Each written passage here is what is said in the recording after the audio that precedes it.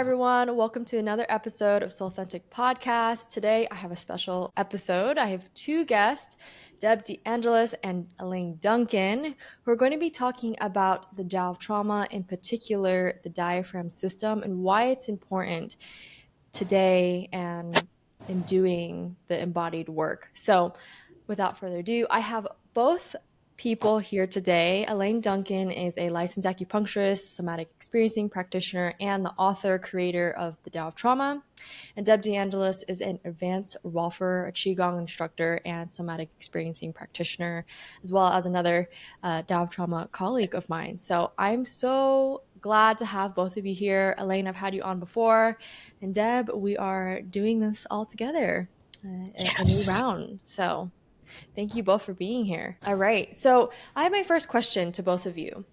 How did you get to this work, trauma healing work? I know, Elaine, you've talked about this before, but how does this now evolve into Tao of Trauma and also this approach into really getting in touch with the diaphragms? And we'll explore more of the diaphragm work as we go on, but really, how did this all begin for you? Right, right. For me, it began with the war in Afghanistan and Iraq, and young people coming home and unable to live with what they'd seen and what they'd been asked to do, and the impact on them in terms of suicides and mental health issues, as well as physical health issues that they were carrying for the rest of their life. And these were young people who were suffering, you know, in horrible ways that they didn't deserve, in my mind. So I sought out, I was an experienced acupuncturist, but I needed more training in working with trauma and in understanding military culture, which was not my culture of origin. So that just kind of woke me up to this whole world of the impact of too much, too fast, without adequate support. And I studied somatic experiencing, and out of that, Chinese medicine, just kind of this interface between Chinese medicine and neurophysiology of trauma, just kind of got married in a big way. And it seems quite clear that 1+1 = more than 2 when you bring these two worlds together, and that we can offer not just returning service members, but really anyone who's ever experienced overwhelm in their lives, which is pretty much all of us. And particularly in the world that we're living in today, where there's so much polarization and so much misunderstanding between people, I have a real passion for helping people walk towards each other so that eventually they can walk with each other. We need to walk with each other to create the world that we really want to live in. I really love that, Elaine. I know something you really emphasize when we're in the Tao of training and in just the courses you teach. We're doing this as cultural transformation work. That's right. That's doing right. this work into different spaces, communities. That's right. Yeah, really beautiful. Thank you. How about you, Deb? You know, I have always, always, always had this fundamental belief that at their core, every single human being is good. And so I've always held the question of, so why do we do things that are so not good to each other, to ourselves? And just, I've always held that question. So I came to the somatic experiencing training, and through understanding how overwhelm impacts the nervous system, I started to get an idea of what can drive us to do things that really are not in our best interest. And then taking that, holding that when I went into Rolfing, and having that be the lens through which I do my bodywork practice. Rolfing's all about bringing the physical body into better alignment. But it still felt like there was a missing piece. So coming to the Tao of Trauma feels like it just marries the two, gives me a vehicle for working with the body and the nervous system, and working with the person where change is most available. So Yeah, beautiful. I really love that. I love the blend of Rolfing and also the somatic experiencing work marrying together. It just sounds like such a synergistic blend, and then also to layer Tao of Trauma on top of that, it just feels such a cohesive, beautiful way in which you approach the work. And Mhm. so both of you had touched on to we're in these times where I also, as a practitioner, have sensed that like there's something missing, right? I'm a doctor of Chinese medicine, licensed acupuncturist. I've taken the Tao of Trauma training, and just it's giving me a different lens of which to approach clients in even spaces in like my Mhm. life in general. Mhm. How could we bring this work out to our clients? And maybe this is through the diaphragm work in which you both are teaching a workshop on.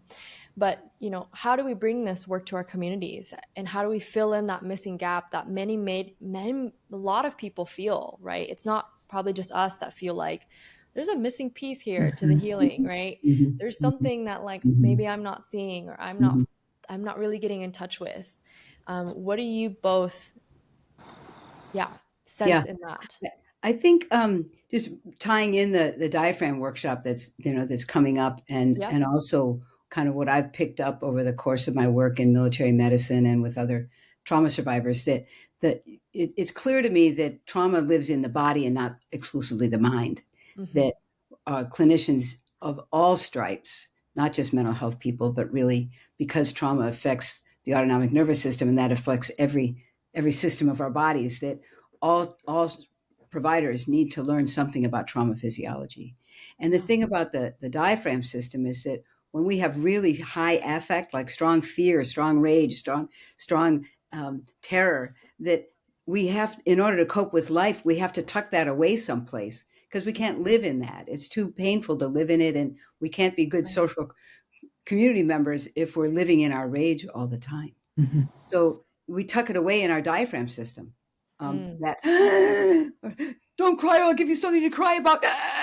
Yeah. Like we hold it in our diaphragms. Mhm. Or I'm so scared. We hold it in our diaphragms. Yeah.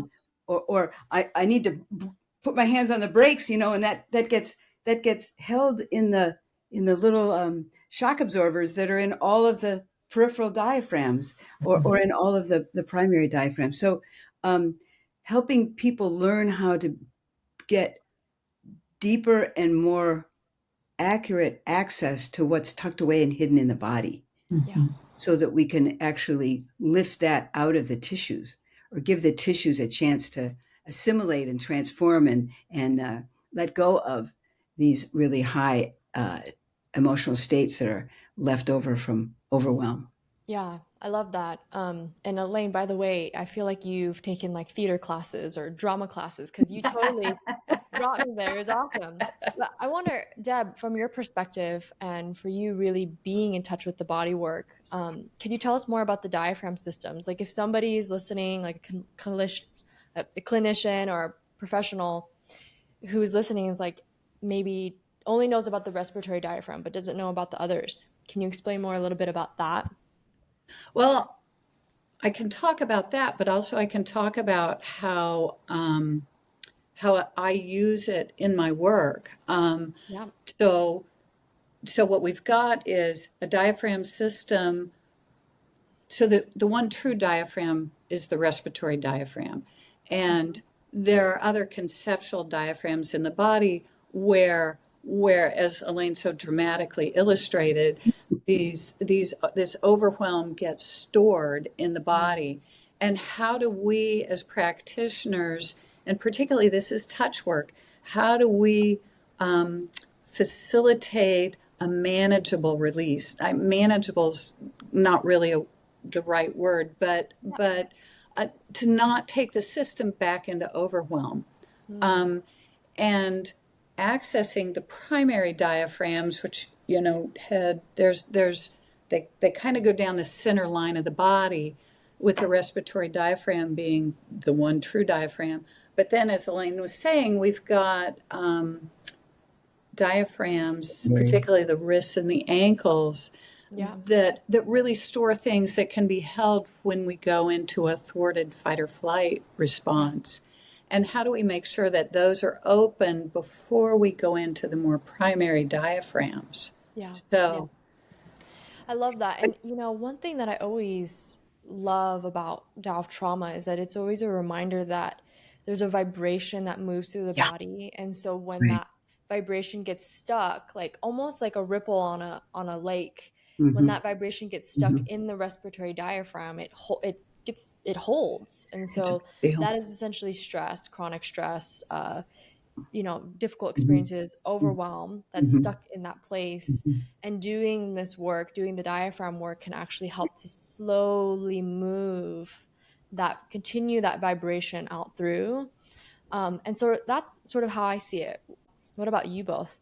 Is that how you Well, see it as yeah, well? the diaphragms are kind of like, this, they Yeah. operate in synchrony with each other and they flow so that like Mhm.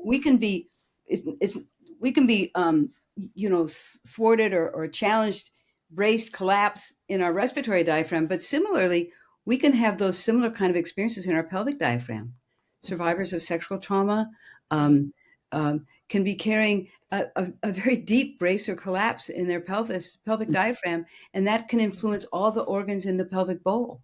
So when we can, and the nice thing about the diaphragm system is we can work distally.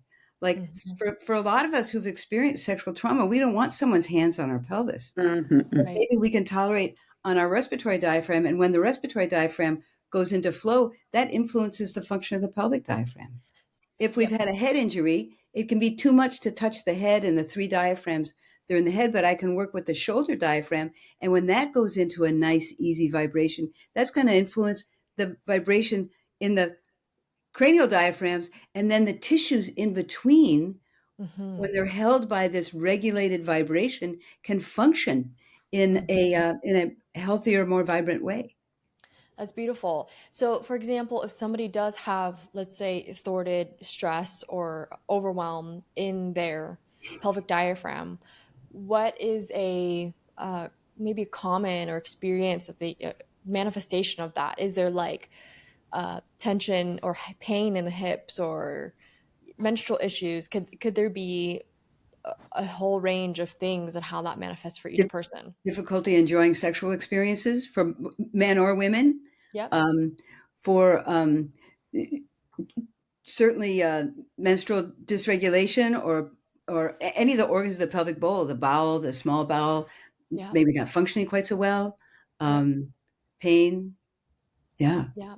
Yeah, I also when I think about the respiratory diaphragm, which this is the primary diaphragm, like I think about it as this balloon that creates this like Hmm. it Hmm. helps with your peristalsis. It helps with the digestion. It moves things along Hmm. and like it's your body's natural way of moving energy and Hmm. elimination, all the things. And so when there is stuckness or imbalance in one area, it's going to affect multiple systems. And so I really with the Tao of trauma work, in particular the diaphragm work, I just find it so powerful.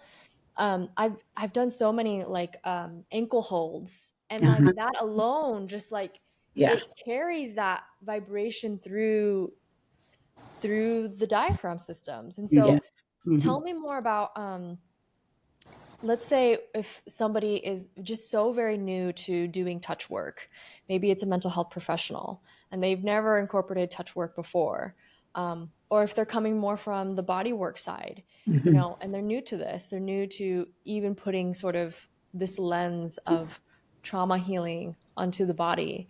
What would both of you say to these practitioners incorporating this work? Well, what would you say to Deb maybe 5 years ago? 8 years ago, before you got into the work. Right? Yep. Um, I would say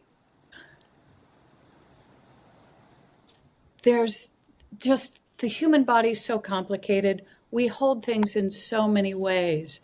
Mhm. And having more having more ways to approach a person, it's just how many tools can we put in our tool bag? I mean, there are people for whom a talk session can be really, really productive. But for me, in my body, in my experience, talk therapy didn't take me, it didn't go anywhere. I mean, it was nice. Yep. Um, but then I started doing somatic experiencing, trauma healing work, and started doing the Tao of Trauma hands on work where we could really move things that were lodged in the system without trying to find a story. And it was just Mm. gold. It was just gold. And, that's one thing I wanted to say is that a lot of us would never say, I would never have said I had trauma. Mm. But as I've come to understand the nervous system, I realize how dysregulated my nervous system was. And I think that's true for so many of the people that I work with. Trauma is a word that they may not feel applies to them at all. There's never been a big car wreck, no whatever, no incident, Right. but they're still holding stuff in the nervous system. And the touch work, the diaphragm work in particular, can be just a really wonderful vehicle for accessing that. Maybe a story will come up, but maybe not, but still to help the nervous system come to better regulation. Yeah. I, Yeah. I think the other thing that I would say particularly to a mental health provider, is that if we experienced a too much, too fast, too soon, with inadequate support before we had language, Mm. we won't have language to process that experience. If we had to have early surgery, where we had a challenging birth, maybe we had cord wrapped around our neck, spent time in an incubator, those Mm. kinds of really terrifying experiences get stored in the diaphragms. Yeah. So you're not going to access it through talk. You can't. They don't have capacity to process it in a cognitive or language-based model. That Mhm. we have to use either touch or touch awareness Mm-hmm. or embodied practices to access what are these deep imprints that influence morbidity and mortality in so many people. Yeah. Uh, the adverse childhood experiences research is very clear that early trauma does not only affect psycho-emotional issues, it makes a big issue in every public health issue, in not just in our nation but in the world. Right. Right.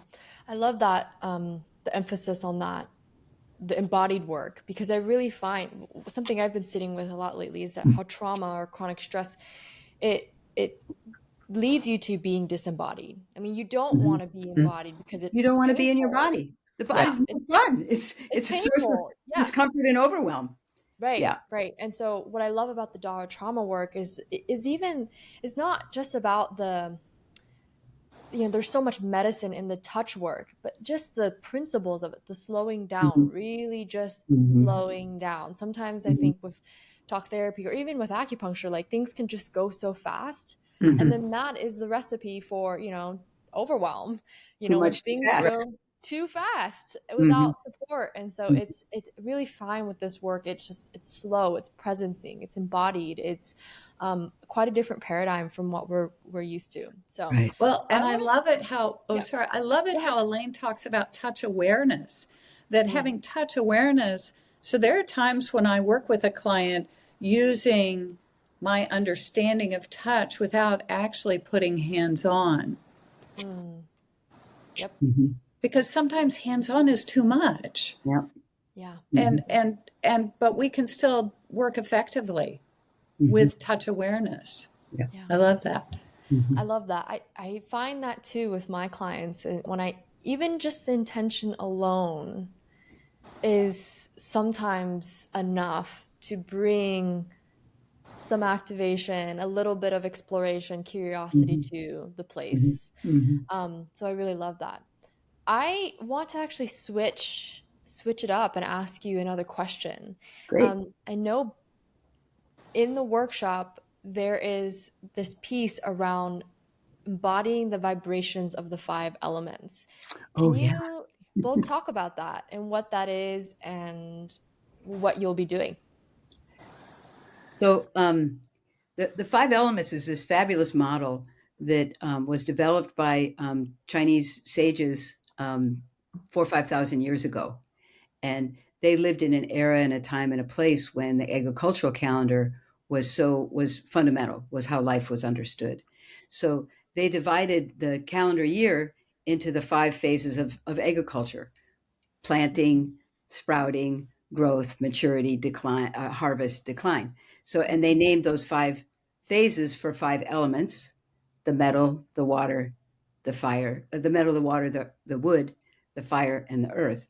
And their cosmology said that all of creation follows that same pattern, that spring comes after winter for everywhere. Mhm. So we move around the calendar, around those 5 phases in every aspect of our lives. So in the case of the self-protective response, which is what we're concerned about, um, we move from awakening arousal to signaling threat, to mobilizing a response, to restoring coherence, to digesting the gristle. So what I want to do is not simply repair what happened in the past. I want to build capacity for managing what's coming in the future, because we can't protect people from trauma. That's not our job. Our job is to build capacity to help people cope with what life presents itself. Right. So um, there are 5 words associated with the 5 elements that embody a capacity building model. So for the metal, we want to build capacity for respect. So we use a touch that embodies respect. It has a lot of air in it. It's like holding a fine crystal, or a very delicate, like holding a brand new baby, where you want to be really careful because it's really precious. Mhm. Holding the preciousness of a person. Mhm. For the water, we use a hold of protect, because a water person is activated by fear, and we want to offer them an opportunity to experience being protected. Mhm. For the wood person, which is the mobilization response, the mobilizer response, we want to offer them encouragement, because too often that mobilization response, that desire to protect and defend ourselves or those who we think are vulnerable, gets thwarted. So we want to give people some encouragement to move through the obstacles so that they can continue to protect and defend people who are vulnerable. The restore coherence belongs to the heart, and we want to give the heart an opportunity to experience its fullness and its capacity to know that it's over, and that it can now send a message of equanimity instead of chaos through the heart system, through the heart blood. So we offer love, um, Mhm. the kind of fullness, agape kind of love. And the earth is all about digesting the gristle. So we want to help and harvesting the lessons. So we want to help the earth harvest lessons that expand life rather than contract their life. So we Mhm. offer a touch of support. So each of these touches bring the vibration of those elements to in this case, to a diaphragm. So we're giving that diaphragm exactly what it wants, exactly what it needs in order to come into fullness, what it's longing for. It's longing for respect, a sense of protection, encouragement, love, or support. So we get diagnostic information, because when we touch with one of those touches, it feels good. Each one feels different to each person, and we find the one that's the most meaningful to that person. And then we use that touch clinically. So first we get it diagnostically, then we use it clinically to help restore regulation in the primary diaphragms. Yeah. You know, It's pretty groovy, actually. when Yeah. I learned about this, it like just like I like know.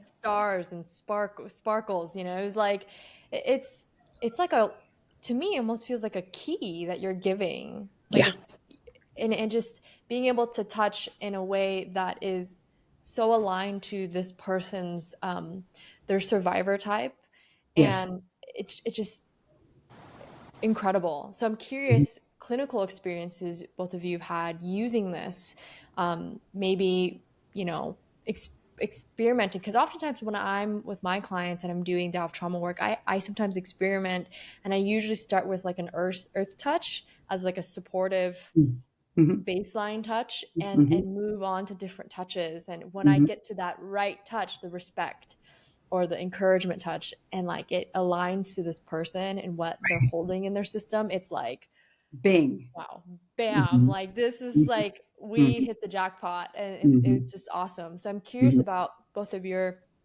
clinical experiences using the 5 touches. I don't know that I don't know that I have a real clear example. I mean, I love doing this work. It gives me so much information, and I think of it like a roadmap. Mm-hmm. And so it gives me a way to be more effective when I'm working with a particular person, when exploring the touch and being like, oh, this is the one that lands with you. And Mm-hmm. then holding that awareness in however I'm working with the person. And, I often go back and forth from Rolfing to the Tao of Trauma type of touch work within a session, depending on what a person's asking for, whether it's that I have a sense that they're asking for something and I'll be like, I'm thinking whatever, what do you think about me holding your ankles? And they're like, oh yeah, that sounds good. Or, whatever. But then to hold that touch that we've landed on is Mm-hmm. just, Mhm. it's the cat's meow. It's really cool. I, Mm-hmm. I can tell you a story. Yeah, go Um, ahead. this woman had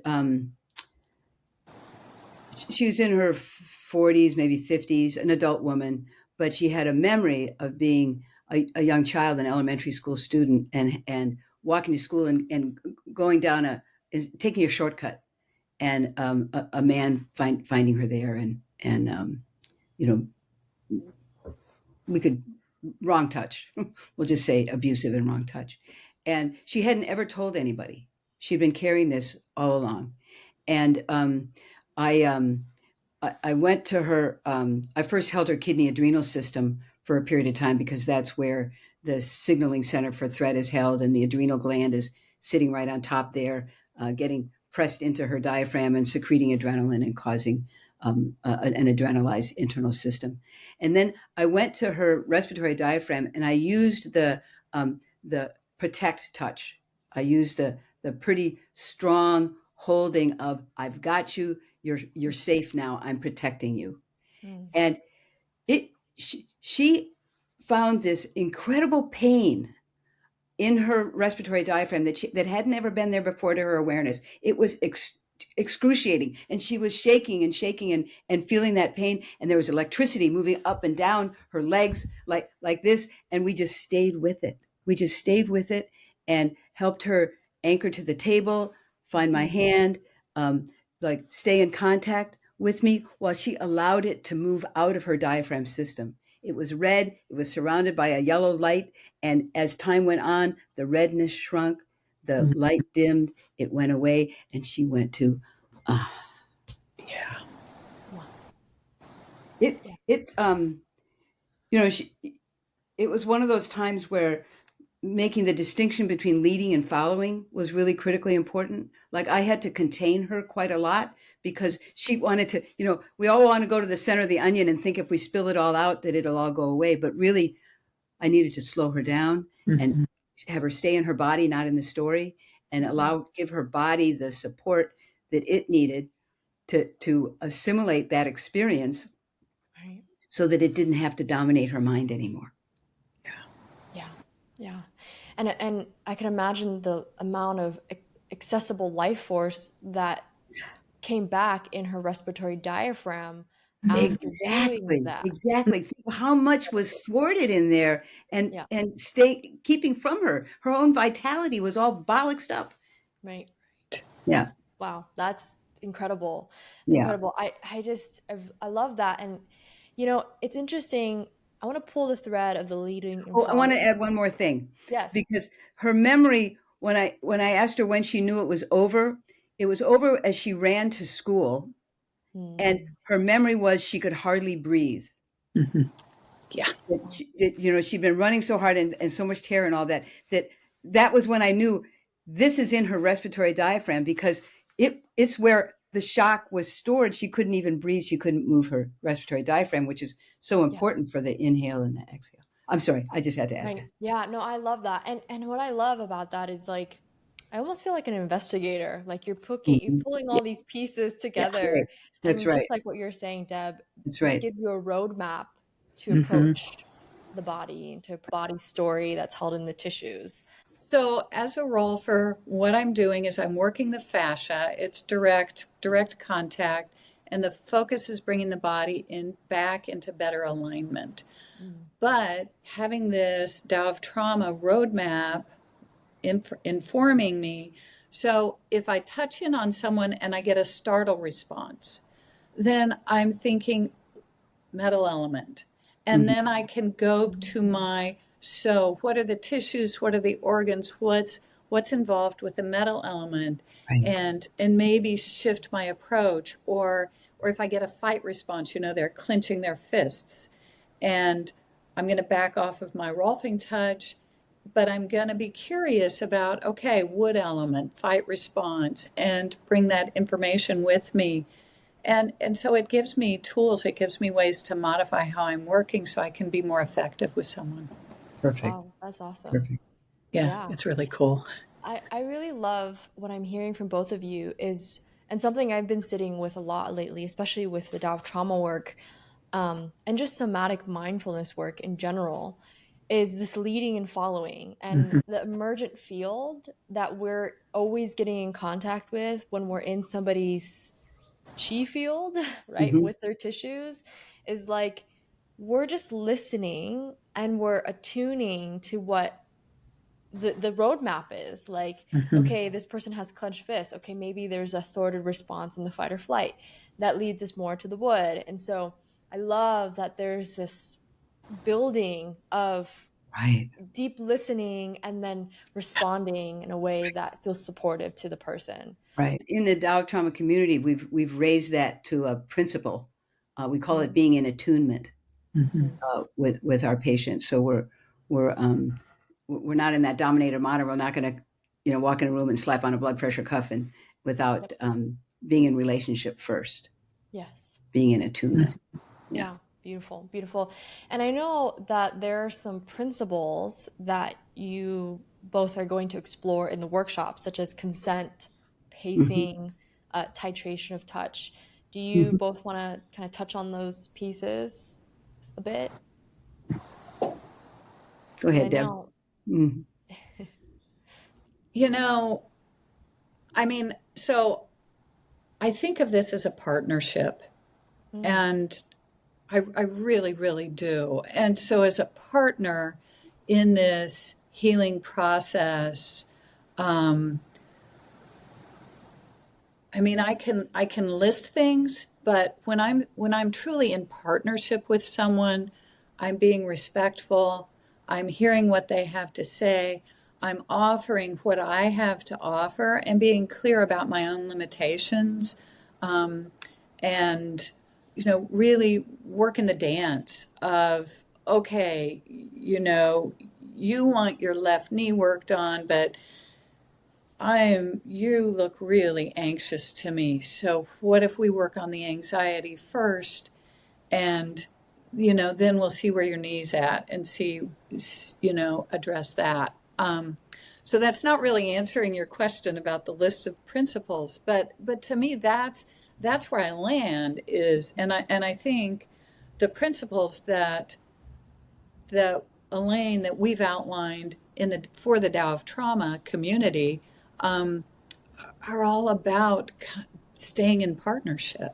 Yeah. mm, mhm, I could add a little bit because I think Deb, you've actually already said it, but consent isn't something that isn't a piece of paper that people sign on their first Right, treatment.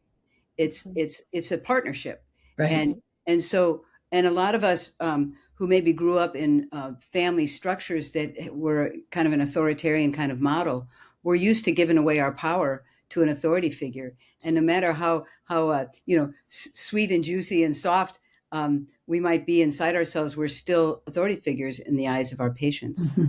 Yes. So to get past the automatic sign the form and let's go, or I almost like I'm bringing my body in for a tune up and a lube job, but I'm going to leave it and come back later and pick it up. Like we Hmm. don't want that. We want people to be present in their tissues while we work with them. Right. So consent has to be ongoing. It has to be, action by action. This is what I'm thinking about. This is what I hear. This is what I think I can do to help you with that. How does that sound? Let's bring our attention together to this right knee that may be playing a role in the anxiety that you're also talking about, let's see if I shift my touch this way or that way. How does that touch both the pain in the knee and maybe the anxiety too? Like, let's explore together, and never touching without consent. Yeah. Well, and I think it also means I'm responsible for me. Am I Mm-hmm. staying present? Am I not able to be present? What's going on with my system? And for me, really acknowledging, at least to myself, and it might be appropriate to acknowledge to the other person, whatever's going on. But for me to really track my own system Mm-hmm. and hold myself accountable. Yeah. That's one of our key principles, is our own regulation is the most important tool we bring into the treatment space and the treatment relationship. That if we're not regulated, we can't offer regulation to someone else. Mm-hmm.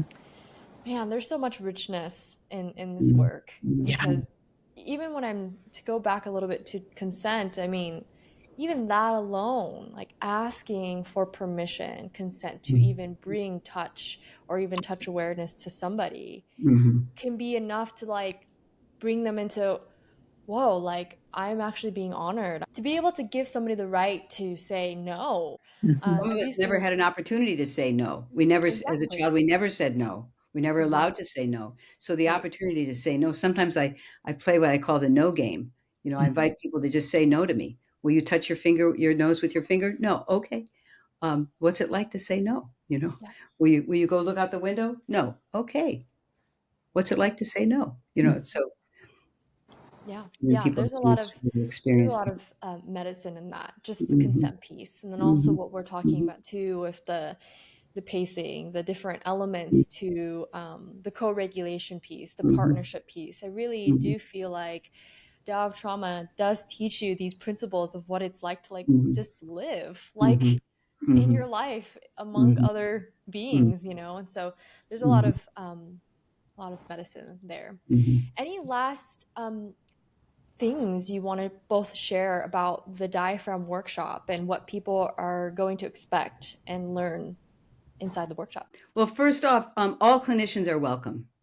So if you're any brand of clinician, you're welcome. It's a professional workshop, so it is for clinicians, um, and we'll spend really almost a full day talking about background principles of the Tao of Trauma. We'll go through the self-protective response, the five elements, and the five steps of self-protection, and then on the second day we'll explore the five touches and start with the secondary diaphragms, which are any place where there's a bell and bowl structure. So could be the joints, the ankles, the knees, the wrists, the elbows, but it also could be the orbit of the eye or the jaw joint here. Like there are lots of places where the secondary diaphragms are jammed up like that.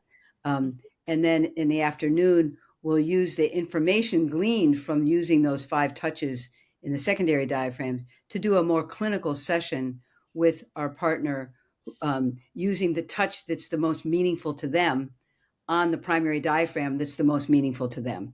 So we might start with the respiratory diaphragm, we might start with the shoulder diaphragm, and we might move from the respiratory diaphragm to the pelvic diaphragm or from the shoulder diaphragm up to one of the cranial diaphragms, depending on what the person needs. So the afternoon will be really calling on clinical assessments and clinical judgment, Mm-hmm. cultivating those kind of And just skills. an opportunity to to dip into the Tao of Trauma and how this way of looking at life can apply to our self-protective response, and how we as practitioners, what we might have available Mhm, to recognize what's going on and to mhm, respond mhm. more effectively. Mhm. So this is kind of a special opportunity for people who maybe have been eyeballing the year-long 5-session full Tao of Trauma series that might require you to travel 5 times in a year. Could be a lot. This is a one-time travel opportunity. So you've been curious about the model. Come to Kansas. Come to Kansas in November 8th and 9th. Mhm. Yeah. November 8th and 9th, Leawood, Kansas. And 2 days. There are continuing education credits for acupuncturists, and please feel welcome. Beautiful, beautiful. Well, I want to just, before we come to a close, ask you both a question about how this work has personally taught you about your own nervous system. Oh my. I mean, that, it could be a little rock in the pond, it doesn't have to be anything too big, grand gestures, but I'm just curious to know how it's personally vibrated in your system. Right. I think I'm much better at recognizing when I'm too racy inside, Hmm. and how important it is for me to find a way to find my feet and find my weight, and sink into myself in order, and then watch my heart settle and watch me be able to be more attuned with my patient. I think I have more self-awareness about that cycle in me. Beautiful. Yeah, absolutely. More self-awareness and tools, you know. It's Mhm. like to notice, oh, I'm really anxious about doing a podcast for the first time. You know, can I get present? Uh-huh. Can I, what do I need to do? And that I Mhm. have tools now to Mhm. bring it back. Or to recognize that I'm just not present, be like, okay, this isn't the time to make big decisions, you know? Right. Like I'll make that whatever decision that is when I can actually feel my feet on the ground. So Hmm. Right. yeah, self-awareness. It's Beautiful. Mhm. yeah, didn't know Beautiful. it wasn't there. Mhm. Right. Right. Yeah. Yeah. Right. Well, Right. beautiful. Thank you both so much. And where can people learn or register for the workshop? Yeah. Come to integrativehealingworks.net. Okay. integrativehealingworks.net.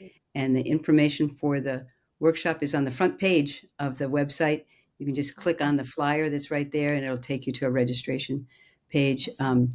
The fee for the 2 days is $350, but in all of my classes, I offer a 25% discount for Black, Indigenous, and people of color, and also lesbian, gay, transgendered, and bisexual people, and also to first generation immigrants.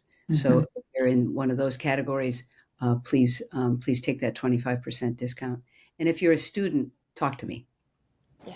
Yeah. Amazing. And it's going to be good. It's going to be fun. We're going to learn. We're going to have fun. We're going to collaborate. It's going to be Mhm. fun. You know how bad I want to go? You know how bad I'd love to have you there. We would Oh my love you to be gosh. there. But I will post all of your website to register for the workshop in the show notes. Great. And any last gems of wisdom both of you want to share before we come to a The close today? kind of soundbite that elevator speech that I'm using now is all healing rests on embodied experiences of kinship. Oh, Hmm. I like it. And I hope that by relieving brace or collapse in the diaphragm system, that we all find ways to walk towards each other with more clarity and more spaciousness, and more kindness. Yeah. Yes. What she said. Yes. Yeah. Yes. Yeah. Thank you both so much And thank you, for Lynn. coming on Thank you, today. Lynn. This has been great. Sharing. Yeah.